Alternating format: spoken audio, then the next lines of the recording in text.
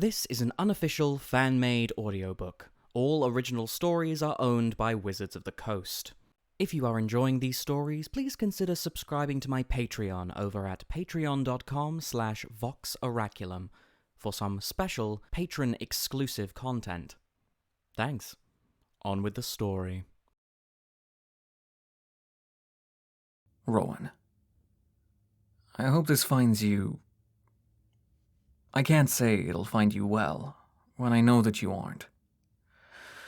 You're angry, you're frustrated. I understand. Nothing makes sense anymore.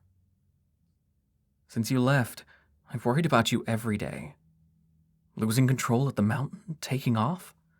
You're trying to help, but you're driving yourself half to death. What we're dealing with isn't something anyone should face alone. We're family. Please come home. I know you're hurting, but together we can find some way to help. Your brother. Always. Will. Rowan reads the missive once. Her brother's neat handwriting stares back at her from the page. I know you're angry. I understand. We can find some way to help. If he understood, he'd be here. And if he wanted to help, he'd also be here. Instead, she sits on her own in a Wheeldrum tavern. The courier, wearing Kenrith livery, lingers in wait of a response.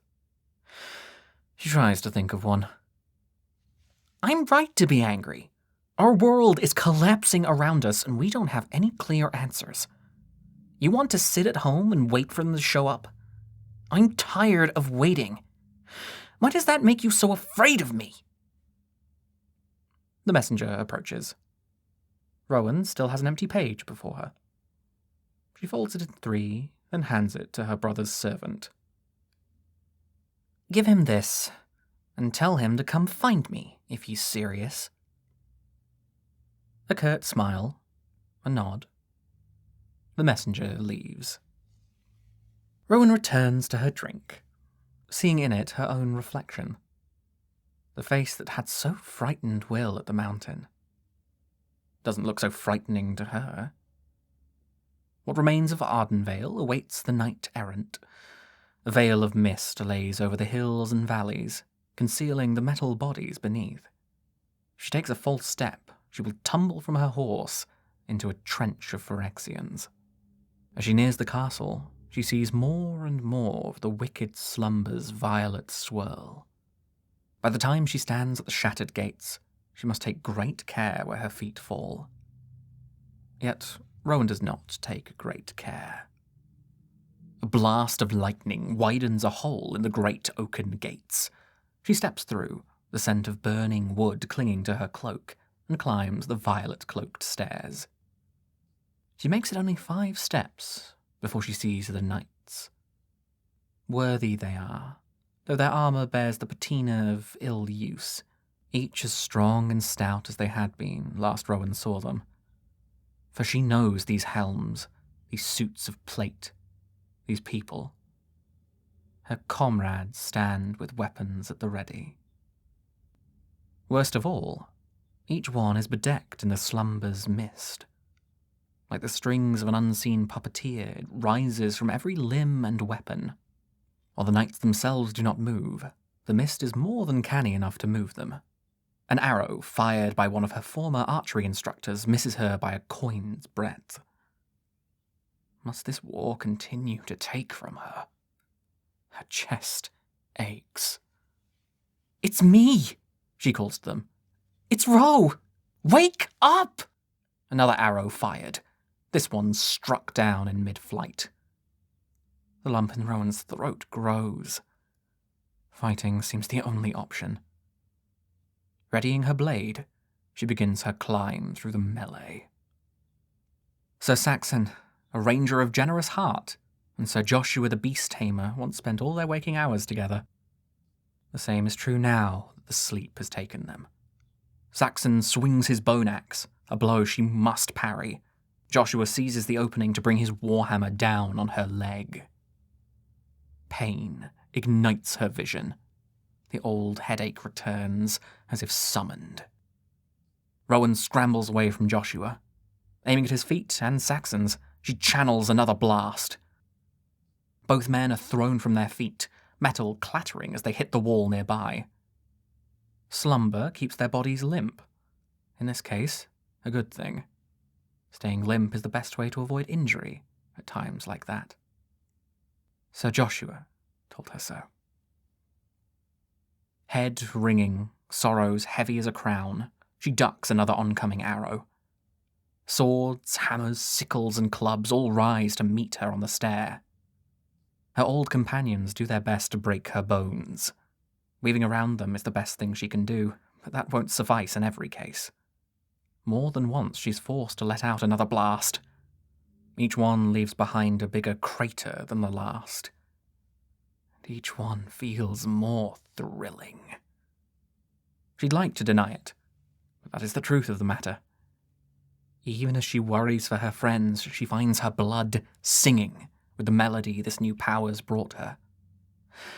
And that, in turn, makes it easier to draw upon. No matter how often she tells herself that this is enough, she must keep from losing control. It's all too easy to do. When she finds her way to the top of the steps, the knights lay resting beneath her. She looks into the charred ruin that once was the castle. And there she finds more knights waiting. Beneath foreign banners they stand, weapons in hand, heads turned toward her. For months no one has lived in Castle Ardenvale, yet these knights wear their courtroom finery in place of their armour. Each one is dressed to sweep someone off their feet. A plush violet carpet leads beyond a veil of shifting shadow. Gripping her sword, Rowan advances. Sparks crackle in her hand and along her blade's edge. Should anyone come near, well, isn't it better to finish fights as fast as you can? Isn't that the merciful thing to do? She expects the knights to attack her as they did along the stair. They do, although not so directly. Instead of charging at her outright, they waltz toward her, some holding partners in their free hands. Even the terrible dancers move with uncanny grace through the ruins of Castle Ardenvale. Couples part only long enough to slice at her before returning to their strange dance. Avoiding one lunge sends her into the path of an overhead cut. Ducking that leaves her open to a halberd swing. She raises an arm to block, only for someone to take her hand and pull her further into the eerie celebrations. Dozens of knights press in, a swirling garden of the slumbering. Rowan cannot move without touching another. Her sword is wrested from her hand, her breath catches in her throat. Indecision is a pillory. The crowd moves her along, each pair of dancers a cog. The swords are coming, she knows they are, but she has to find some way to get through. She reaches for the swaying veil with her free hand, only for a pale white palm to press against her own. Welcome to the court of the ardent queen, Rowan Kenrith. All at once, the silent dancing comes to a halt. Then, as one, they drop to their knees. Rowan's erstwhile partner remains standing. A being of strange and terrible beauty, their face hollowed like a chalice, studies her. Smoke rises from the pits where their eyes should be. A cruel mouth smiles as the figure inclines their head. We have been waiting for you. Rowan reaches for her sword out of habit, only to remember she lost it in the thick of the crowd. She cannot spot it among the kneeling. You're Ashiok. I've heard of you. They only grin, revealing a mouth of pointed teeth. What are you doing here? Does she mean on Eldraine or Castle Ardenvale? She isn't sure. I am a friend and counselor to the one you seek here. She has done extraordinary work so far. They glide past her, the air cooler where they've touched it. A simple gesture behind her, and one of the knights produces her sword. He holds it out to her, laid across the flats of his palms. The figure squeezes her shoulder. Go on. That is what you were looking for, isn't it? She's seen this tableau before. Her father and mother knighting the latest worthies, the crowns upon their heads, the crown she'd seen in her vision. Rowan's hackles rise. She takes the sword. "Let these people go," she says. But she does not yet raise the blade against the mysterious figure. Are you certain that's what you want? They ask. I am. They're my friends, and they've suffered enough without your meddling, Rowan says. If you can control the sleepers, you're the one who cursed us, aren't you? Their smile reveals 2 rows of pointed teeth. The one who cursed you lays there, beyond the veil. Do you wish to speak with her? Rowan grits her teeth. She does not wait for the figure to guide her, but takes off on her own. When they reach the gauzy grey, it is the figure who parts it for her. On the other side is a full feasting table, with a beautiful woman in black at its head. The woman lifts a goblet toward her. In her other hand, Rowan sees, is a glass apple with strands of translucent violet snaking out. Magic. Rowan Kenrith, a pleasure and an honour to finally meet you. Has anyone told you you look just like your mother? The faceless figure pulls a chair out for her. Rowan ignores them, walking straight to the woman. Whoever you are, you have some nerve. That woman's got nothing to do with this, she says. She lifts the sword overhead, then brings it down in a mighty swing. That she stops a hair's breadth from the woman's face is testament to her newfound control. Rowan wants nothing more than to rid the world of her, of this curse. Did you call me here just to make sick jokes? The woman makes no move to stop her, nor even to stand. She sips from her goblet. Dear Rowan, I brought you here because I admire the fire within you. A knight is prepared to face all manner of weapons on the battlefield. Swords, pikes, arrows, hammers. What they are not prepared for, and indeed what Rowan has never trained against, is such disarming sincerity. Her grip wavers. What? The woman smiles. She lays her manicured fingers on Rowan's knuckles, gently easing the sword from its path. The others are afraid of you, aren't they? Your comrades, your people, even your siblings. Rowan swallows. You don't know anything about them.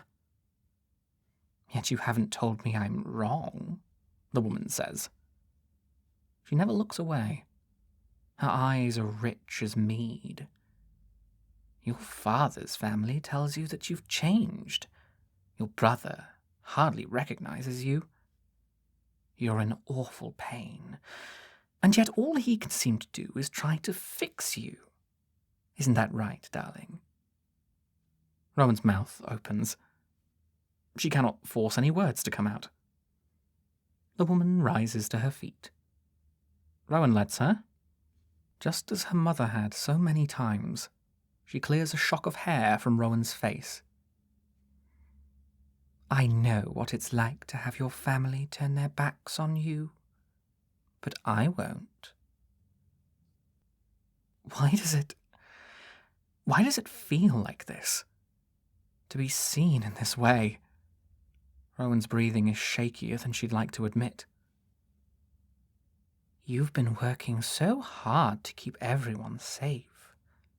Since the attack, That's all you can think about, looking after the realm, your father's family, making sure no one hurts you ever again, says the woman. She sits once more. You wanted to know why I brought you here? Why I created the wicked slumber? Just like you, I wanted to keep my people safe. The invaders had no hope of standing against something like this. That it spread to the others is unfortunate. But even in that misfortune, I've discovered something beautiful. Would you like to know what it is, Rowan Kenrith? Her mouth has gone dry, her headache pounding harder than ever. If this woman wanted Rowan dead, surely she would be. And if the wicked slumber truly had come about as a way to stop the invasion, her mother urging her to hurry, her father planting his feet for a hopeless last stand, what if Rowan could have stopped it?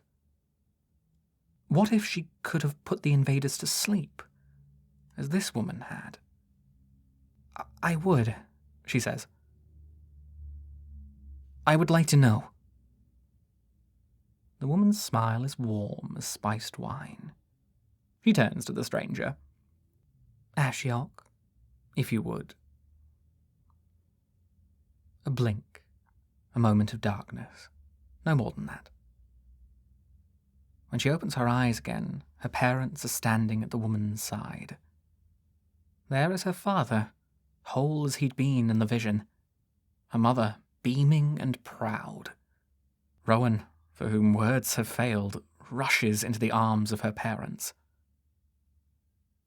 Only for them to fade after she's closed her arms around them. Rowan's whimper is not that of a knight, nor that of a woman grown. It is the whimper of a child carried from a cabin, too young to understand what had just happened. How cold she feels, standing where they stood moments ago. It felt real, didn't it? The woman asks. Rowan can only nod, staring at her hand. A little of their warmth still clings to her skin. Was it you who sent the first vision? With assistance from my own mentor, yes, the woman answers. My father said I would find my blood here, Rowan says. Her voice begins to waver. You said I look like my mother. You didn't mean Linden. The woman's smile is oddly nostalgic. It occurs to Rowan why. She smiles the very same way. No, I didn't. That woman killed me and my brother.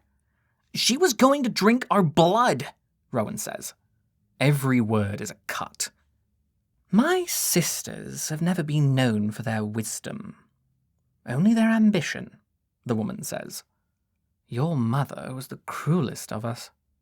Make no mistake, your father was right to strike her down, and Linden right in saving you. But that doesn't erase the magic in your blood, Rowan. You can use it for something good. You have the opportunity to redeem our line, to grant the realm a boon, unlike any other. Anger in her heart. She stares down at her hands, already covered in blood. How long had she denied that part of her? The blast at the mountain. Her difficulty with control. What if the witch's blood was at its core? In the dream this woman had granted her. How long had it been since Rowan was that happy? Why didn't they ever tell me about you? The woman tuts. I imagine they didn't want you following in our footsteps. But that hardly matters now. Rowan swallows. The storm inside her is almost too much to bear. Everyone you've seen on your way here, every dreamer in the realm, experiences the same thing, says the woman. Whatever they've lost has returned to them. In glad halls they celebrate the realm's victory, surrounded by all those they hold dear. Picturesque meadows, away from all the turmoil, the lap of a loved companion. Wherever they wish to be, that is where they are, where they will remain. No worries, no fears. People need more than dreams, Rowan manages. Yet it feels hollow even to say such a thing. Given the opportunity to spend eternity in a dream with her parents? Could this cursed blood of hers grant that to the whole realm? Some do. They can remain awake. But for those who seek escape, well, I've found a way to grant it to them. Their bodies yet serve my will, but their minds are elsewhere. Rowan takes a steadying breath.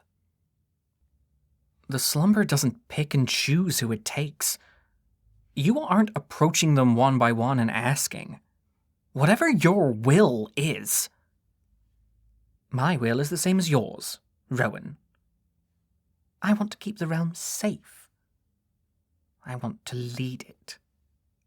I want power, says the woman. Power to drive off threats. Power to secure my own future. Nothing in this world is so certain, so vital, as power. With power, you can command loyalty, grow stronger, endure any challenge thrown your way. To seize it, you need courage and knowledge of your enemies. Holding it lends you only more. You've come to realize that, haven't you?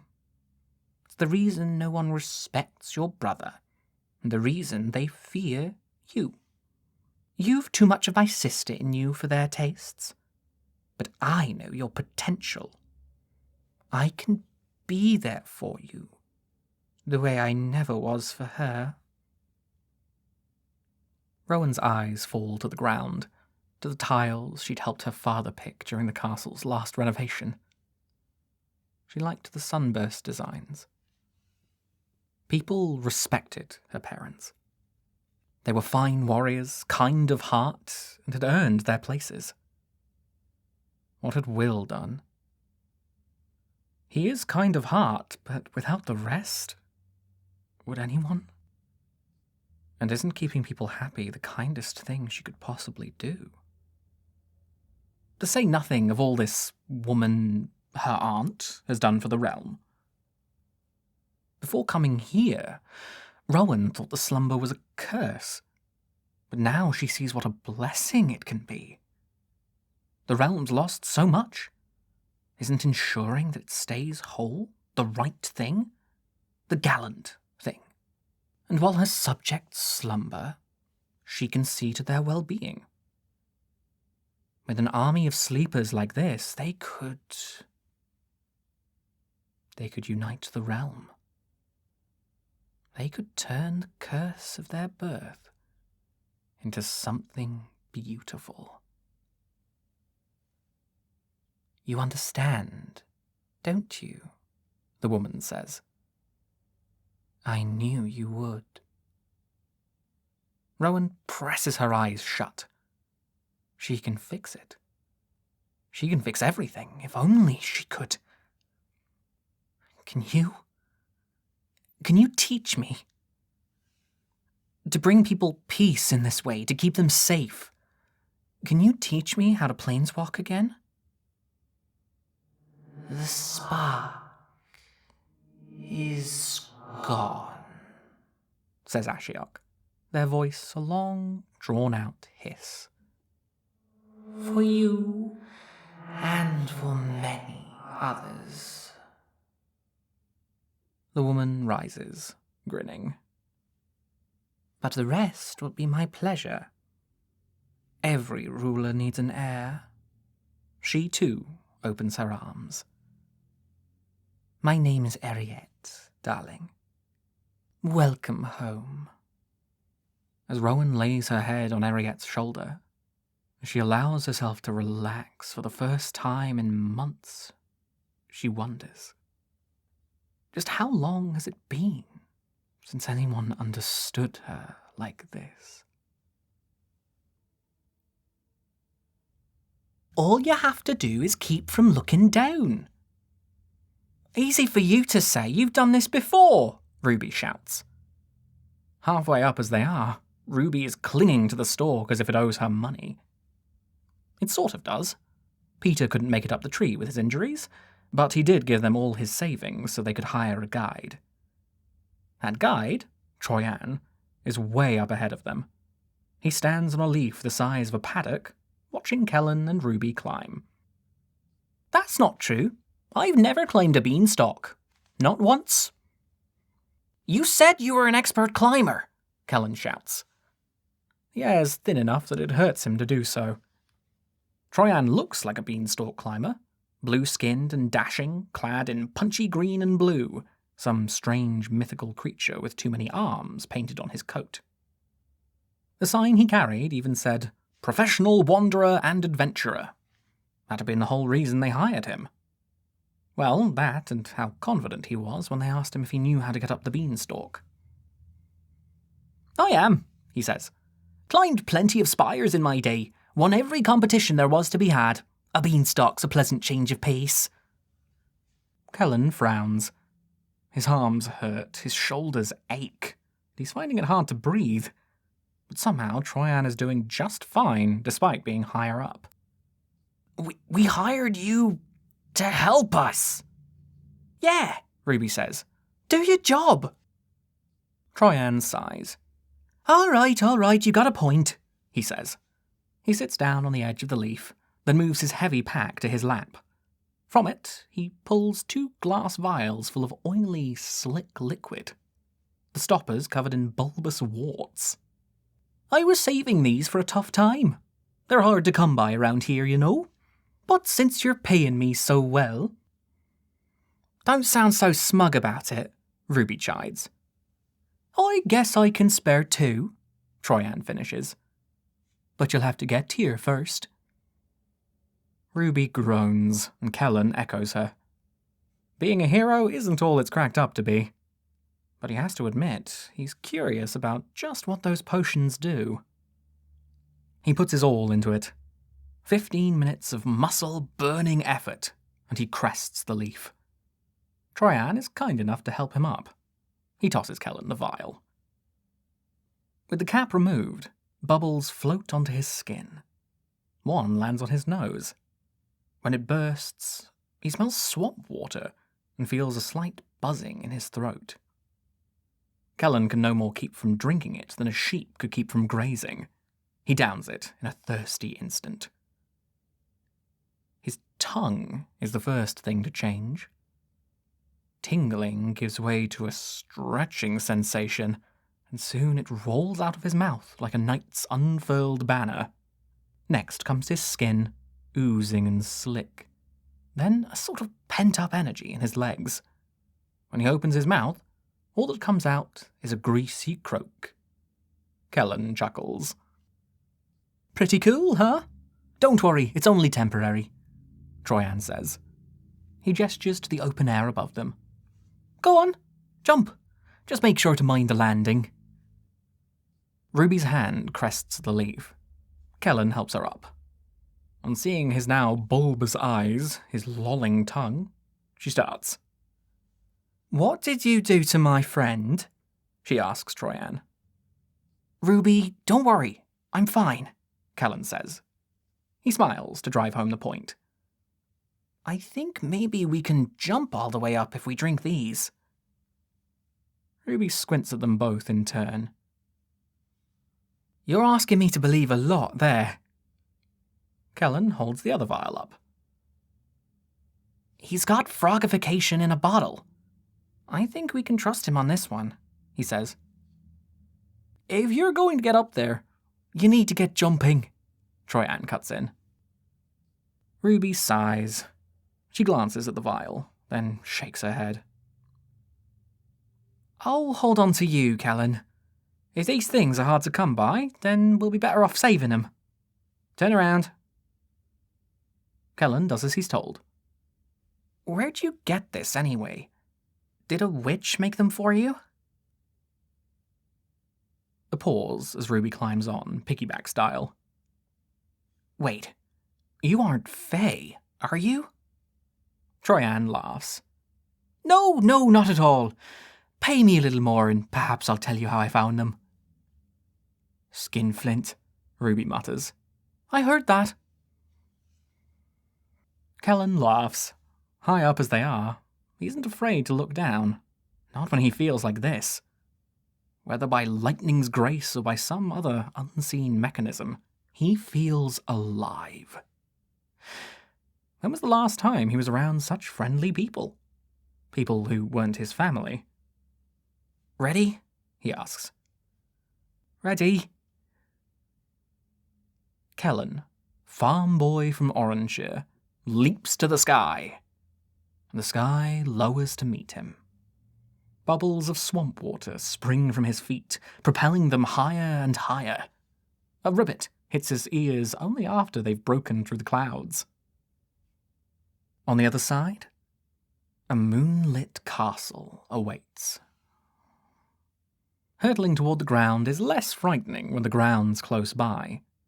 Kellan lands with only the slightest of tumbles. He falls face first, but Ruby remains unscathed. She offers him a hand as she admires the castle's brutal, towering facade. We're really here, huh? She says. Stormkeld. It's huge, Kellan says. It's hard to keep his mouth from hanging open at the sheer size of it. Giants are big, but until now, he'd never had any indication of just how big. He points to the great doors, each a tower's size on their own. Look, we can probably walk in right beneath the doors. They must not get many human visitors, Ruby says. We must be like mice to them, come to steal all their food. Only if they catch us, Kellan says. Coming at night was a good call. I bet everyone's asleep. Ruby smiles and starts walking along the path. Each flagstone is the size of a horse, taking several steps to traverse. Listening to me is always the right call, hero, she says. He shuffles to keep up. Shouldn't we wait for Troyan? Let him break another record climbing up here if he wants to, Ruby scoffs. It's what he deserves. It takes more than an hour's walk to clear the courtyard. Troyan catches up midway through. Sweaty and exhausted, but nevertheless undaunted, the three continue on their way to the threshold. Until the ground begins to quake beneath their feet. Ruby squats down. Kellan hides his head. Only Troyan remains standing, raising his fingers, swinging them gently from side to side. Ruby yanks him down by the sleeve. I don't know if they have earthquakes up here, but if they do, you need to brace yourself. Troyan shakes his head with a smirk. Try counting the quakes. A roll of the eye, a puff of air between her lips. Ruby protests, but does as she's asked. All her frustrations fall away as she hears the first strains of distant music, and realization sets in. Huh. Kellan, as yet uninitiated to the finer world, tries to follow in her footsteps with no success. The quakes stopped and started often, but why were they counting? His brow furrows as he tries to work it out. Ruby covers his counting hand with her own. They're dancing, she explains. Waltzing, to be specific, adds Troyan. Which does unfortunately mean they're awake. Waltzing? Kellan has no idea what that is, but he caught his mother and Ronald turning in wide steps around the house once. Maybe it's like that. If they're dancing, they won't notice us, he says. We can still sneak in. By now, he knows what that hum from Ruby means. She's not sure, but she's not going to back down from the challenge. Let's hope so, she says. Further they walk, to the threshold itself, a great gate that opens only for the most miniature beings on the beanstalk. Beneath the wooden ceiling they pass. The world that awaits them on the other side would beggar any king of the realm. Beautiful marble arches higher than any parapet, a dome of morning sky overhead, boisterous music that thrums in their lungs, and gilded goblets holding wells of full wine. Most striking of all are the giants themselves. Whether clad in gambeson and mail or taffeta gowns, they make a handsome sight. And a strange one, if all the rumours of giants are to be believed. Shouldn't they be doing giant things? Ruby asks. Though she's shouting, it's hard to hear her over the music. Maybe these are giant things, Kellan says. When the Craigs come, he hops along with them. In the back of his mind, he wonders if his father had wings. If he'll have them, too, when he gets older. He hopes so. The boy's right. I don't see why they can't enjoy a celebration every now and again. This place certainly needs it after what it's been through, Troyan says. Well, I didn't say. It's just that other people don't. Ruby starts, but she ends in a huff. Whatever. At least they haven't noticed us. Kellan, do you know where they might keep a mirror? Indeed, the giants have not noticed the adventurers, and this is all the worse for their part. While there is a pattern to dances, not all giants make graceful dancers. Their best predictions of where the next footfall will be sometimes go awry. More than once, Ruby pulls Kellan out of doom's reach. More than once, Troyan does the same for her. Kellan's heart is hammering again. This is dangerous. Of course it is. But with the music playing and the laughter around him, it's sort of fun, too. Back home, he's the smallest boy in the village. But here, they're all small, and his agility is a boon. He darts from step to step, his eyes full of wonder, looking for the gleam of silver. I don't know. Maybe it's in someone's room? What, to ask it questions in the middle of the night? Though Ruby's initially sceptical, a moment's thought changes her tune. Actually, that's not a bad idea. It's hard to determine where a room might be when everything's so large as this. When at last they find a stair, only Troyan can scale the slippery stone. It takes him great effort to do so. Nevertheless, he drops a rope for the others, and they haul themselves up one by one. In this way, they climb up the 24 steps to a higher level which may not, all told, even contain a bedroom. But halfway up the steps, they have the displeasure of running into a goose. Years on the farm have hardened Kellan's heart to these blasted creatures. He loves near everything and everyone that draws breath in the realm, except geese. And with good reason. The local geese are the only things that trouble him as much as the local bullies. Perhaps the geese are worse. And what's worse than a goose his size? A goose the size of his family's market cart. The goose, festooned in gold, waddles down the steps ahead of its owner, who, by her raiment, must be the lady of the house herself. And while the giants may not take notice of them, the goose does, honking a terrible honk, locking eyes with them as they crest another step. Kellan knows in his heart the right answer to dealing with this abomination. "Run!" he shouts. "Run for your lives!" He takes off like a shot, his shoes failing to get any traction against the marble. Ruby's got better luck. She jumps off the step, landing in Troyan's awaiting arms. She stops and turns only to see Kellan land chest first on the marble, the goose's beak descending like an axe. And 2 fingers pinching the back of his cloak. He's lifted high into the air, his feet dangling beneath him. The goose nips at his heels. If he dares to look down, he will have an unholy view of the goose's mouth, something that might stain his mind forever. But he's wise enough to avoid this fate. Instead, he fixes his eyes on the giant's scowl. Kellan holds up his hands and shrugs. "Sorry for intruding?" "Who are you?" she asks.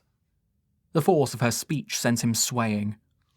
"What are you doing at my party?" "I've come on a quest," Kellan says. Difficult to strike a heroic pose here, but he gives it all he can. "I seek the magic mirror." The giant's lip curls in a sneer. "No!" "Honoured lady!" shouts Ruby. She's cupped her hands over her mouth. She must be shouting at the top of her lungs. "We don't mean any harm. We just want to ask the mirror a question." "Do you think it's the first time I've heard that lie?" The giant answers. "Small folk like nothing more than deception. How dare you come into my home on the night of my birthday and demand such a thing from me?" "Happy birthday!" Kellan blurts. "I don't need to hear it from you," she replies. Kellan hears a deep sigh from behind them. "Belluna, don't tell me you're causing trouble." Their unwilling host, Belluna, turns. Over her shoulder, Kellan sees a crowned man, his cup already half empty, his cheeks ruddy. Despite the finery he wears, he's only half Belluna's size, his beard bushy and green. Belluna curtsies at the sight of him, which nearly drops Kellan into the goose's waiting gullet. "Lord Yorvo," she says. "I'm only dealing with some pests." "Pests you're speaking to." "Aye, my lord," says Belluna. She holds Kellan up toward the other man. Looking at him now, he's fairly sure that beard really is made of plants. And if he's smaller, but Belluna's listening to him, could that be the Giant King? Kellan doesn't even know his name, only that he vanished from Garenbrig during the invasion. What's he doing all the way over here? He's not like these giants. Maybe he's paying them a visit for the birthday party. Kellan really, really hopes he's in a good mood, or else the goose awaits. "That looks rather like a young man," says the king. "You aren't planning to feed any small folk to your goose on your birthday, are you? You can't be that in need of golden eggs." "He means to steal the mirror," she protests. "And as it is my birthday, I think it's right I decide what to do with him." The king turns his attention to Kellan. "Young man, why are you here?" "I've been given a quest by the Fey Lord," Kellan says. He hopes mentioning Talion will smooth matters over. The lords respected each other, didn't they? "I and my friends mean to find and defeat 2 witches, but we don't know where to go. We were hoping to ask the mirror for assistance."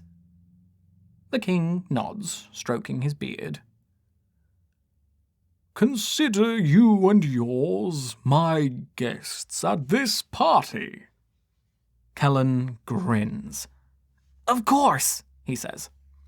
"Belluna, I don't think there's any harm in showing them the mirror.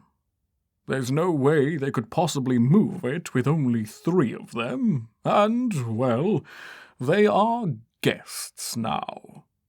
The king offers them a conspiratorial wink. "Give the kindly lord my regards, will you? Back now from that long trip of theirs." He does not hear Belluna groan, but he can feel it. "You're stretching hospitality, Lord Yorvo," she says.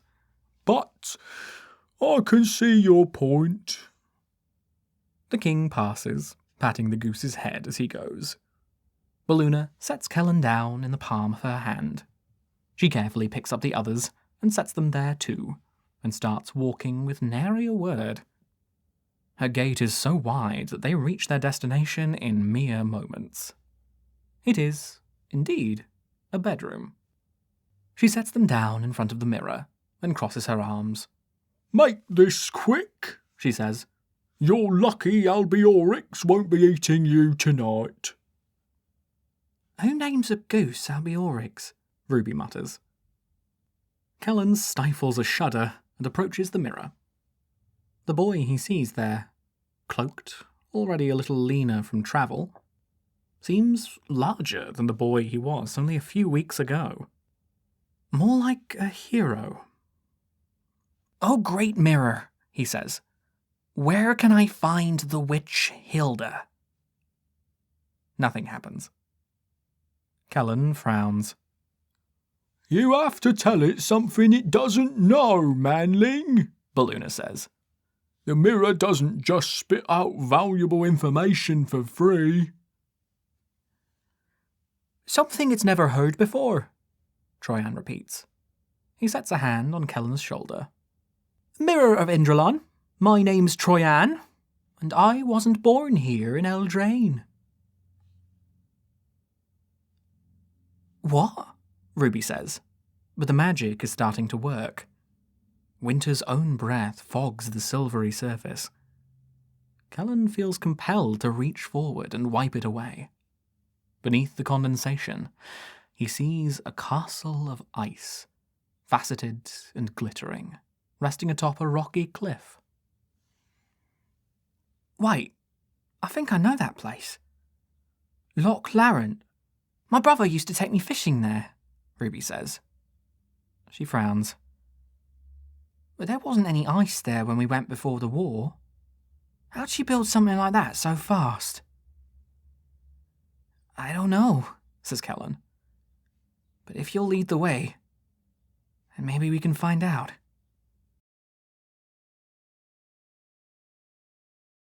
A special thanks to all of my patrons, especially William Crawford, Stormy Vasbury, and Owen Griffin. Thanks for watching and for your continued support.